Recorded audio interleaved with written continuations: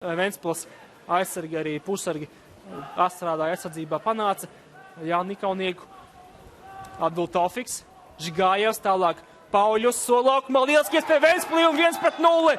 Pirmie vārti šajā Kurzemes derbijā 59. minūtē Simons Pauļus atklāja rezultātu.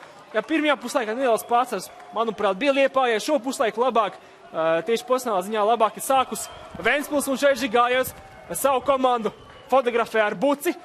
Un Simons Pauļus atklāja rezultātu šajā mačā. Pauļum tieši šo sezonu bija Pauļum 4. vārti šajā sezonā, jā. Un būs šeit, ka brīdinājums, skaidrs, par ko brīdinājums, par to, ka Žigājevs nolika buci. Tā kā brīdinājums dod ne tikai par kreklu nolikšanu, bet arī par apavu nolikšanu, ko droši vien. Nu jā, redzam, kā Ventspilnieks svin, bet Žigājevam iedeva brīdinājumu par to. Jā, lūk, par šo epizodu viņam iedeva brīdinājumu par to, ka viņš nolika buci un